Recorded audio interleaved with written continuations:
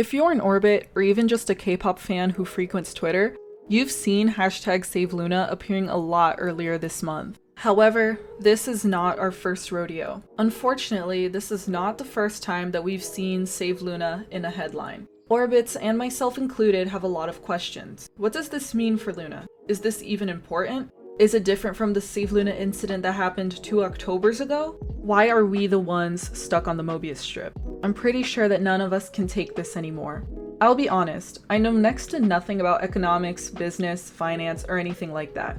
I've done my best to dig deep and research, but I don't understand legal jargon. I'm just a silly little person making a silly little K-pop video. However, I can still compile all the information we know and we can discuss it because a lot of these things need to be brought to light. I wanted this video originally to be super formal and really polished, documentary style. So I just want to take this opportunity to rant, give you my opinion, all that stuff. So yeah, while I'm looking at this from all kinds of angles, I'm not really an unbiased source, and I think as a fan who loves Loona so much, it's hard to be.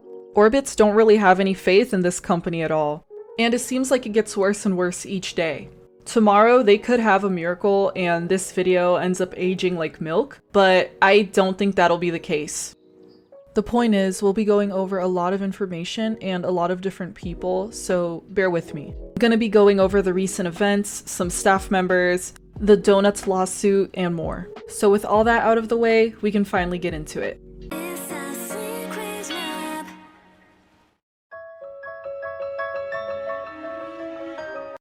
On September 28th, 2021, an article was posted on a Korean news outlet called Sports World, saying that Blockberry Creative is undergoing a financial crisis that has lit a red light on Loona's future group activities. It basically said that contractors and external staff were going unpaid, and that internal staff has had their pay delayed as well. It's also noted that the hair, makeup, and clothing stylists were told to effectively stop working immediately.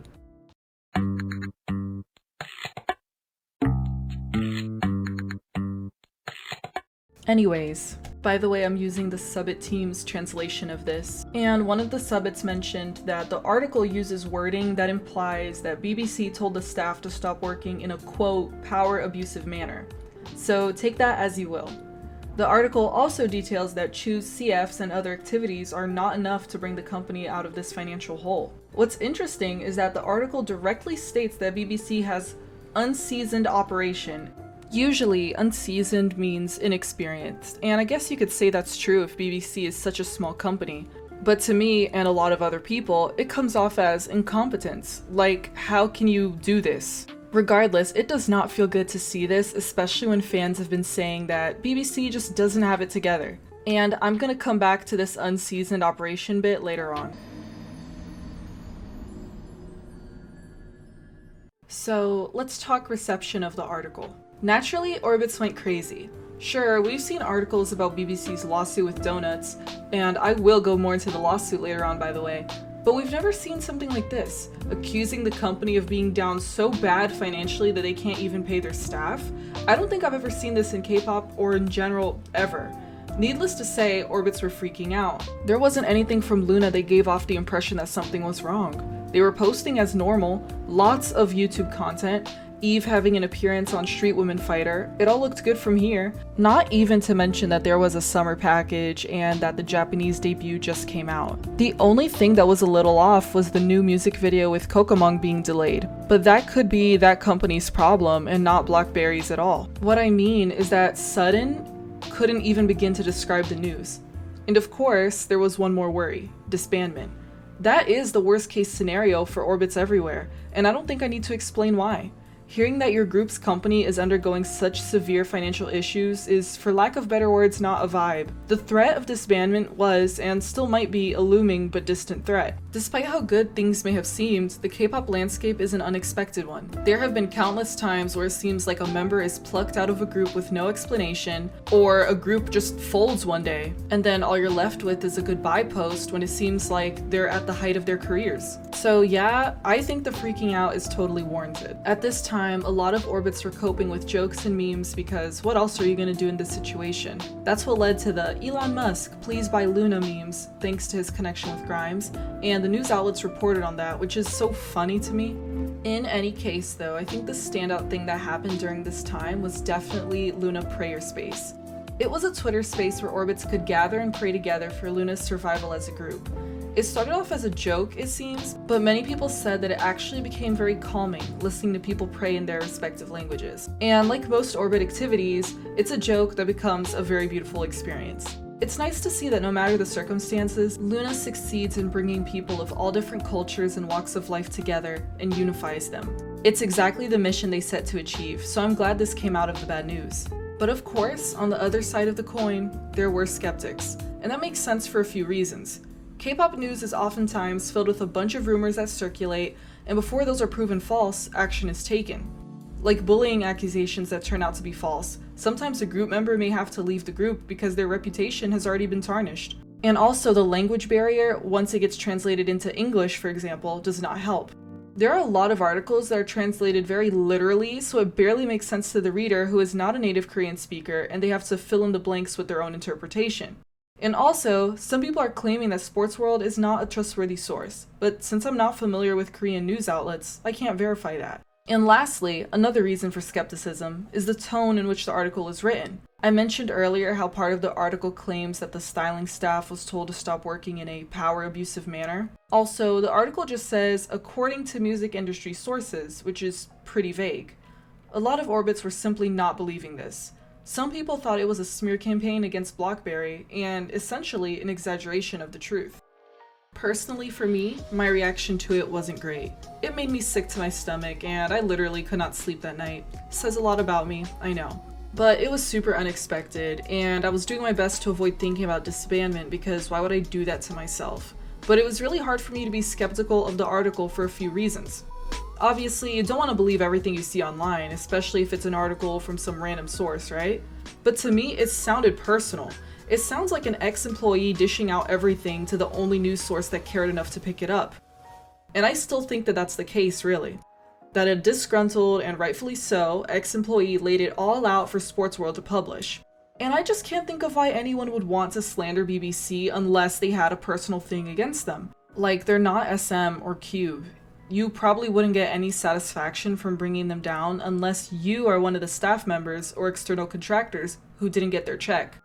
The timing was so unexpected, but it read to me as believable because it's not the first time we've seen the words BBC and financial dispute together. To be fair, the lawsuit thing seemed resolved and everything was operating smoothly. I could see how Orbits freaked out about the last one and thought, okay, this is just like last time, not a big deal. But the claims of not being paid is huge, so I was and am concerned. All we could do at this point was wait for a statement. Then BBC did not respond. You know, I'm not going to speak on nothing unless I'm ready to speak on that and I know what I'm speaking on before you speak. But then eventually, make a long story short, you got to know what you're speaking. Then on September 30th, 2021, Nim, who is part of the Subbit team, posted a statement from Loona's choreographer, Faryong Kim. She basically confirmed the contents of the article and was the first person that worked with Loona to come forward. She apologizes to the rest of the choreo staff at the beginning of her statement. She said that she has not been paid for her work even prior to PTT. She said that she's even missing payment from 2020. That is absolutely insane to me. And she did not hold back writing this at all, she ripped them up. I'll summarize the rest of the contents, it's not a long read. But she says that people expect to hear an amount that is in the hundreds of thousands, but in reality, it's a small, embarrassing amount. She says that this could have been avoided if they would have just paid her on time. And what really got me is when she said that they only need to pay her when the girls do activities. And she said something to the effect of how the girls don't even do activities that often, so it's not like it's a lot of money. It seems to me that she's done with BlackBerry, since she said that she wants the missing fees, including the ones for the Japanese debut, so they can, quote, wrap this up neatly. This is a huge shame and a mess. The Sports World article mentioned that some of the staff that wasn't being paid had financial struggles of their own. Imagine being in that situation and providing your labor for free. She's also done choreography work for JYP Entertainment and appeared as the choreographer on Unnie's Slam Dunk. She was also one of the choreographers on the unit, and if you're into K-pop, you might have seen this video in your recommended. 너 여기 뭐 호텔이야? 자러 왔어? 집에 왔어.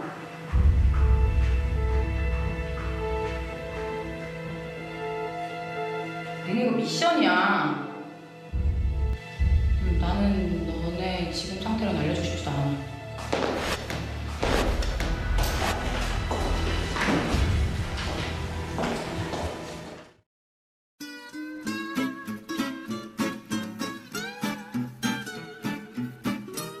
On the show, those girls were supposed to be training and practicing so that they could be evaluated by her. But instead, they decided to go to sleep and they essentially wasted her time. I chose this to show that she is no joke, she's well respected in the industry, and she decided that her time was worth more than whatever they were giving her. What's wild to me is that this same woman, despite not being paid, continued to work with Loona. In her statement, she refers to the girls as her beautiful Loona girls and daughters, and that truly is a testament to how beloved Loona is by everyone they work with, which is a relief and so nice to hear, but it shouldn't be this way. We're honestly so lucky that they were even able to pull off these last few comebacks. Creative work is not easy, no matter how high profile you are. Things can change at the drop of a hat, and also coming up with these intricate choreographies for 12 people, teaching the members, and so on, is a lot of work and super impressive. And like any work, it deserves to be paid accordingly. Seeing this broke my heart. Knowing that people want to work with Loona out of love for the girls and project, but seeing hardworking people be basically volunteering when that is their career and source of income is just so heartbreaking. There's really no other word. It's really sad to see that BBC is willing to just burn bridges like this.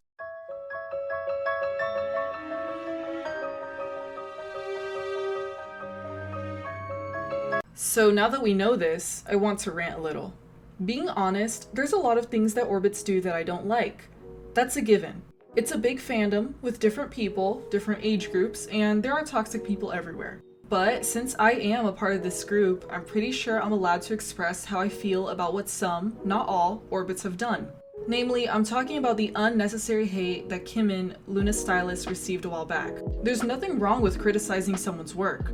Sometimes a stylist will make a fashion choice that fans disagree with, and that's fine. But Kim got so much hate for Loona's outfits, and how she would reuse or repurpose stage outfits and stuff like that. Like, there's no reason on this earth to go on someone's personal Instagram, who is not even a celebrity, they just do a job, and accuse them of trying to make the group look bad. And then, when they're done hating, they start demanding. Like, I checked recently, and there was a comment demanding her to stop giving go-on puffy sleeves and to free go-on shoulders. Like, do you really think this woman has something against go-on shoulders? Even if this was a joke, and it wasn't, I don't think that she would be able to even tell it's a joke based by how it's written and the language and cultural barrier when it comes to jokes. Like, in different places of the world, and even within communities, humor is different. And besides, I feel like a lot of K-pop fans forget that there is a whole company that has to approve of what's being done.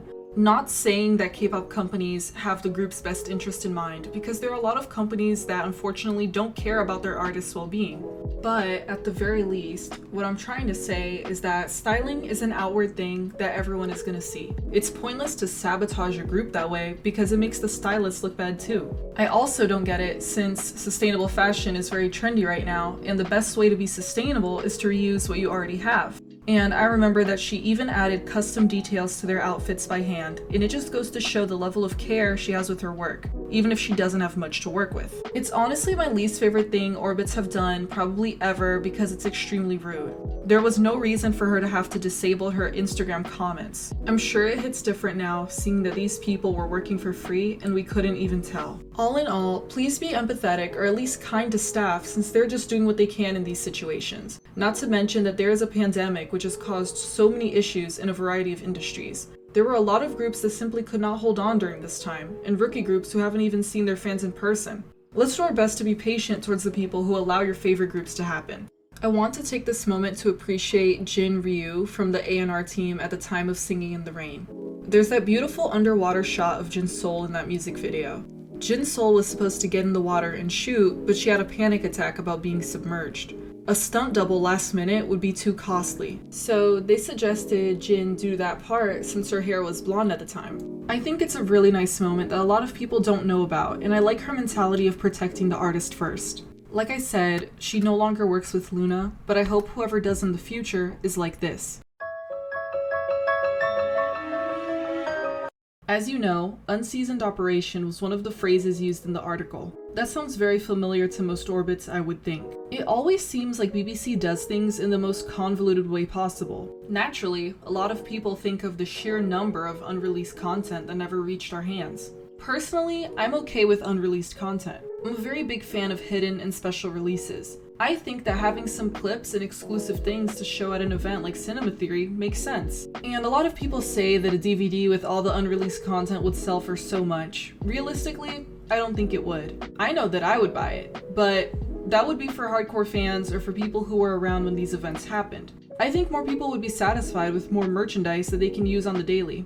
But anyways, I do find it really odd to create the butterfly choreography version, for example, and not release it. They already had the set and location ready, so I don't really see why they would hold on to it like that. It's not too big a deal, but I do find it weird how they never used the red outfits until the full moon performance. Maybe those had some kind of issue like the high denim outfits did, but it's strange. Typically, all of that would be sketched out prior to shooting to avoid wasting materials, time, and money. Additionally, creating a music video is allegedly the most expensive part of producing a K-pop group, aside from their debut, of course. And Loona has the most expensive pre-debut project in history. Now, do I think anything could have avoided this?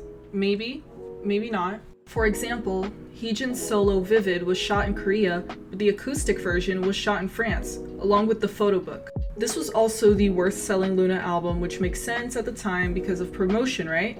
But what boggles my mind is that they continued to do this right after with Hyunjin in Japan. To be fair, some music video sets are just as expensive as travel. And they supposedly had all these investors, so I don't think that they were worried about this at the time. I guess it's easy to look back and think about what they could have done differently. Oh, the dreaded Jaden Jong. If we're talking about BBC and Loona, especially pre-debut, I have to mention him. I did a lot of reading of interviews with him, and there's some things that need to be cleared up. While I don't really like or care for the guy, seeing people blame him for this instead of like the executives and CEO makes no sense. And we can't have a good discussion if we're blaming the wrong people and bringing him up where it's unnecessary. For those who don't know, Jaden Jong was Loona's creative director from 2016 to 2019. And the last era he worked with Loona was the Butterfly era. He also acted as A&R, which stands for Artist and Repertoire. So essentially, he chose a lot of the songs that Loona would be using, as well as writing some of the lyrics and producing as well. And of course, he created the Loonaverse. Some people on Twitter are blaming him for this despite being long gone from BBC. And I don't mean the joke like, oh, let's blame Jaden for everything bad that happens. I mean that people are unironically blaming him for stuff in the year of 2021. The real issue here, and I'm gonna call it the Jaden problem, is that he was used as the company's face, for lack of a better word. Usually, other K-pop fans pin issues on the CEO or even the founder of a company because they can actually see them. I don't think we've ever seen Kim Sun-hae's face. I think some orbits don't even know who she is, which I don't think is a good thing. It's not good to be unable to see who it is at the top. Jaden might have had a prominent position, but his job title was creative director, not executive. To me, BBC, which is a subsidiary of Polaris, liked Jaden's vision for a group, and they acted like they had a bottomless pit of money thanks to their investors, which is certainly not the truth. Either way, they agreed to do all these extravagant things when it's up to the real decision makers to change the business model and do something more realistic. Like I said, do I like the guy? No. Namely, I just like how he acted when Loona didn't get their first win with Butterfly. He said that he would take the girls on vacation to celebrate their first win if they won, which is fine. But I don't like what he said on Twitter publicly when they lost. It does go with my theory about that time period. I believe that BBC wasn't feeling the vision anymore and they wanted Butterfly to be really successful and for Loona to get their first win. And I think that they were going to part ways with Jaden if that didn't happen. So I personally believe the pressure was on for him, but it still doesn't sit right with me. And what's more, like the unknown girl group thing being taken out of context, what he meant is that he wanted to create a group that is more like the idols of the 80s and 90s, but they were more known for their art instead of being the product themselves. And then people will say that he is the reason why Lovelyz flopped when they have more domestic popularity than international. The thing is, no matter how revolutionary your ideas are, you can't account for how successful they'll be. That is exactly the problem here. At the end of the day, K-pop is a business. He wanted them to get their first win so bad, which means recognition. And also, K-Con happened while he was with them. If he didn't want them to be popular, none of those would have happened. What I'm saying is that when BBC is known to have Unseasoned Operation, it's just plain stupid to claim that this guy is the villain for everything. Like, I know that's more interesting, but it's just not true. BBC is very strict, and I believe it's because the stakes are so high and they want to be seen as a very professional company that can be taken seriously. But it just comes off like they don't trust their artists, or they think that their artists will embarrass them or expose them if they're allowed to talk. 8D Creative, Only One Of's company, allows their members to have more creative input compared to BBC. But I think that they're even shadier, like never giving a statement about how one member left the group, and basically erasing him from everything. It's likely that he is allowed to do more with Only One Of, rather than how much he could do with BBC, especially because of the whole creative differences thing. At the end of the day, if you want to believe that he bleached Jinsol's hair himself, 두피 안 아파? 제가 탈색하면서 근데 두피가 아파본 적은 없어요. 진짜? 신기하게. 네. 역시 젊은 애들은. but no matter where you stand, he is not the reason why an entire company has financial issues. There's product here. And this is where you end up, right here. If you can communicate this product, you can make money off the product. While I was editing this video, I considered cutting down the Jaden portion of it. And if I bring him up at all, people are going to be like, what about when he did this? So I feel like it's time to address those things. I felt that it's important to steer our attention away from him and put it on to the people who are the real issue. But I can't do that without dispelling some of the controversy surrounding him. So let's dive deeper. Who is to blame here then? BBC's current CEO, Kim Sun-hae, is someone that I know next to nothing about. All I know about her, aside from being the CEO of BBC, is that she's the wife of the Polaris CEO, Lee Jong-myung. I remember Orbitz being fascinated that there was mostly female staff and a female CEO a long time ago, and that's it. So if we take a look at the family tree, BBC is a subsidiary of Polaris, which used to be under Ilkwang Group, which is the arms trade manufacturer. That was founded by Lee Gyu-tae. And that is now a subsidiary of Rebite United, which was founded by Lee Jong-myung, his son. Now, Ilkwang Group is referred to on Wikipedia as a chaebol. A chaebol often consists of many diversified affiliates controlled by a person or group of persons whose power over the group often exceeds legal authority. The first known use in an English text was in 1972. That's the Wikipedia definition. Some popular chaebol companies are Samsung and LG. You'll also see them a lot in Korean pop culture, like in K-dramas. There's a lot of dramas that center around the head of a big corporation or their family. Naturally, they're heavily criticized, and it seems like a lot of scandals emerge from them. They're credited with rapidly developing the South Korean economy, but at a price. This quote from CFR.org sums up a lot of the controversy that surrounds them. Critics say that the tight-knit relationship between Seoul and the chaebol has fostered a culture of corruption, in which embezzlement, bribery, and tax evasion have become the standard. Asking for money from chaebol executives in return for political favors was considered quite normal until very recently. So now that we've established that and our key players, I think we can talk about Loona the lawsuit in a better way. Donuts, which is BBC's second largest shareholder and Japanese investor, sued BBC for 360 million won, which is $304,000. Basically, BBC failed to pay a lease deposit for a dance space in a contract, and they only paid 40 million won and claimed that they were out of assets and just couldn't pay. Additionally, there was the big lawsuit of 3.5 billion won, which is about $2,600,000. For this one, BBC failed twice to appear in court, and it was in regards to the My Live app owned by Donuts. Part of the contract was to have all the Loona members appear on the app, but only Yajin did about 4 times. Now, here's where things start to get messy. On August 24th, 2021, Subbits translated an article that was honestly pretty easy to ignore since it didn't seem like it had any effect on Loona's activities. And I would say that at the time for me it was hard to understand and I kind of scrolled right past it. But it reveals a lot. So you know how Lee Jong-myung claimed he had no assets? Well, Donuts believed that he actually did, but in his wife's name, who is BBC's CEO.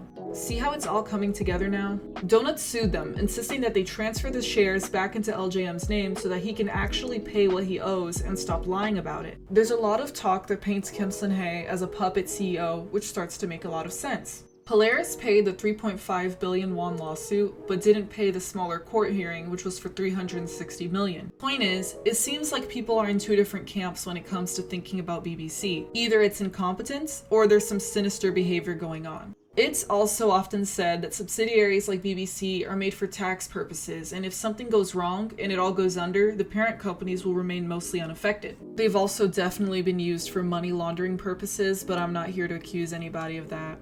Unfortunately, most of the relevant info on LJM is from one interview he did, and it aged very badly. He said, "Unprecedented budget? We just thought, let's make great content." And I mean, this mentality is fine if you have the resources to do so. And of course, if there's no shady behavior going on behind the scenes and that you uphold your contracts with your investors. It's also funny how he says that Polaris, BBC, and New Type Entertainment all gathered to discuss ideas and stuff. Like, bro, just call it dinner with your wife. All jokes aside though, he does state over and over that it's more important for him to deliver quality content rather than worry about the budget. He said at one point that he did worry after their debut, but they received money from an investor right after. His goal was to create a group that would represent Korea and be respected everywhere. He mentioned that the international support is amazing, but that they don't have the domestic support necessary at the time this article was written.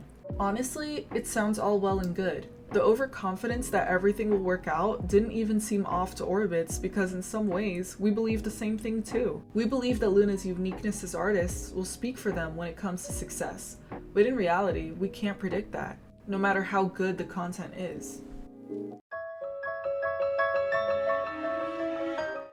I just went over LJM a bit and the potential of there being a dark side to this story. I briefly mentioned his father, Lee Gyute, earlier, and he is way more relevant than you would think. So LGT is the current CEO of Ilkwang. LGT and Ilkwang have been involved in a variety of financial crimes. In 2017, he was sentenced to prison for tax evasion. In 2018, he had embezzlement charges and was investigated in 2020 for embezzlement once again. More importantly now, he was arrested for suspicion of fraud in 2015. Funnily enough, he was not guilty of fraud, but guilty of embezzlement and bribery, which is just as bad. Not to mention, he was also convicted in a sexual harassment case with an actress from Polaris, so he has more direct involvement with the subsidiaries than you'd think. The Seoul Central District Court sentenced Lee Gyute of Ilkwang Group to 3 years and 4 months in prison on charges of giving some 15 million won in bribes to government officials and embezzling over 10 billion won of company assets. This is relevant because of the timing and the relation he has to Polaris's CEO and BBC's CEO. And of course, it is pretty typical for family members to head positions like that. It's a family business. The chaebols are known to be controversial, and there is unfortunately a corruption problem that just infects the whole thing. And embezzlement, fraud, bribery, you name it, is of course going to be popular in the K-pop scene, not just a Polaris BBC exclusive thing. Like how Lee Soo-man was wanted by Interpol for embezzling $1 million. But just because it happens often does not make it right. When things like this happen, it will somehow inevitably affect the people at the bottom, and the idols themselves, whether you can see it from the outside as a stan or not. This, coupled with BBC's Unseasoned Operation, leads to disaster. Anyways, Polaris entirely shut down following the posting of this article in March of 2015, and Heejin's debut was announced the earliest I could find in September of 2016. That is just a little under a year. You need time to plan a group, and allegedly the plans for Loona were around in 2014. It's still a bit fishy to me though to create a subsidiary that is going to launch a revolutionary K-pop group, while at the parent company you have a group that struggled severely due to a number of issues. That group being Ladies Code. Ashley from Ladies Code revealed last year in June that she was never paid during the 7 years that she was in Ladies Code, and all the money went straight to Polaris to recuperate the company's debt. She says that she doesn't regret it and enjoyed the experience, but not every idol will feel the same way. Not to say that this is the same fate of Loona due to a number of factors, they're not the same group at all. But some members are obviously not promoted as much as others, so in the worst case scenario, some of them may not have the greatest well-paying career opportunities if things suddenly go south. Also worth noting that BBC posted a job listing for a financial advisor type position, And that's good, I guess. Better late than never. It's too funny to me though. And another recent development that happened from when I was editing last week. BlackBerry has been further criticized for making an Instagram account called BBC Another World and posting their trainees on it. So far, only 3 have posted, and all 3 of them have appeared on Girls Planet 999. We did already know that BBC had trainees, but it is a bit odd to imply that you're gonna start a new project when you just made headlines for not being able to pay staff. And also, we have no idea what to expect from BBC. Like, they have no identity as a company, so I just wonder what they'll come up with. So what now? We're all worried about the D word, but here are my thoughts. I don't think so, but I also don't know. It seems like BBC is trying their best, and their best is terrible, to keep Loona going. The company, like most K-pop companies, needs a total reform, and unfortunately, it's something that exists even outside of the K-pop sphere, and it's a greater cultural problem. I am just a K-pop stan. I don't have any suggestions for this company's future financial decisions. I'm not sure that people like Kim Chi can truly help if the company heads are pocketing it. There is the chance that there aren't bad things going on behind the scenes, and it's really just because of the high debut costs. But there does seem to be a history of financial crime and instability, and reckless spending. Also, Polaris has a horrible reputation, as a lot of K-pop fans know. And we usually view BBC and Polaris as totally separate entities, but they're a lot more connected than you would think. So that's an important thing to keep in mind. Regardless of whatever the truth may be, BBC could have handled things a lot better than this. At the end of the day, all we can do is be kind and patient to the staff who works thanklessly, and support our girls each and every day. Thank you so much for watching. I'm sorry about the blank scenes, and there are a lot of changes I wish I could make to this video, but I'm limited by my computer right now. And my power went out twice while making this because editing software just doesn't like me. So yes, I'm sorry about the decline in quality towards the end. Like I said, I wanted this to be much more in-depth and documentary style, and it sucks that I couldn't achieve that. I don't feel like this video is my best one, but I decided to not be a perfectionist and upload it anyway because I put so much work and time into it. I hope you at least learned something or were entertained by this video. I don't claim to be an expert in this topic, I just wanted to repeat the whole story in a single introductory video, but it is a lot, so I'm sorry that I couldn't include everything. If you want more information, I recommend reading some of the articles, and I'll include them down below. Thanks again so much for the support. I just love talking about Loona, and I'm glad you guys are here to listen. I've also made an Instagram, so I'll try to be at least a little active, no promises though. Feel free to like and subscribe, and thanks again for sticking around. See you next time.